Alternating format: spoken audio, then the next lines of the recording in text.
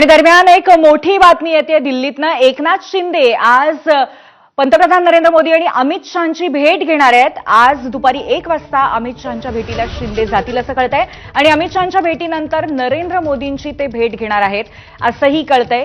गेल्या काही दिवसांमध्ये उपमुख्यमंत्री एकनाथ शिंदे यांची ही दुसरी दिल्ली वारी आहे आणि सातत्याने ते दिल्लीतल्या नेत्यांशी गाठीभेटी करतायत, आपल्या पक्षाच्या नेत्यांशी गाठीभेटी करतायत असं स्पष्टपणे दिसतंय.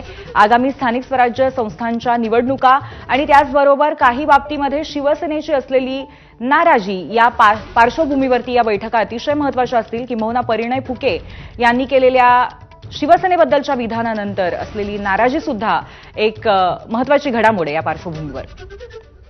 आपले प्रतिनिधी अक्षय भाटकर आपल्याला अधिक सविस्तर माहिती देणार आहेत.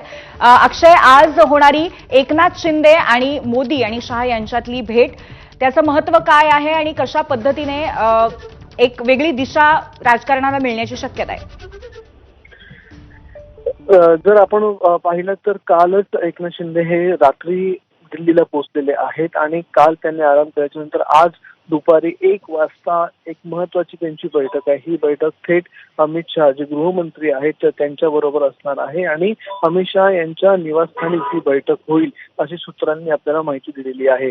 बरं, अमित शहा यांच्या बैठकीनंतर पंतप्रधान नरेंद्र मोदी यांची देखील एकनाथ शिंदे हे भेट घेणार आहेत आणि त्यांच्याबरोबर देखील त्यांची एक बैठक आज नियोजित आहे असं कळलेलं आहे. त्यामुळे या दोन्ही भाजपच्या वरिष्ठ आणि सर्वोच्च नेत्यांची आज एकनाथ शिंदे यांची बैठक आहे. याचं कारण हे सांगितलं जातं म्हणजे एनडीएचा घटक पक्ष आहे शिवसेना आणि त्यामुळे येणाऱ्या काळात जी उपराष्ट्रपती पदाची निवडणूक आहे त्या निवडणुकी संदर्भात ही बैठक होईल असं सांगितलं जातंय. मात्र या बैठकीमध्ये नक्कीच अनेक राजकीय विषय जे आहेत ते निघणार आहेत आणि त्या संदर्भात चर्चा देखील होणार आहे असं देखील कळतंय. त्यामुळे आजच्या या बैठकीच्यामुळे येणाऱ्या भविष्यातल्या महाराष्ट्रातल्या राजकारणात काही बदल होत आहेत का, शिवसेनेसंदर्भात काही महत्वाचे बदल होत आहेत का, हे बघणं जास्त महत्वाचं असणार आहे.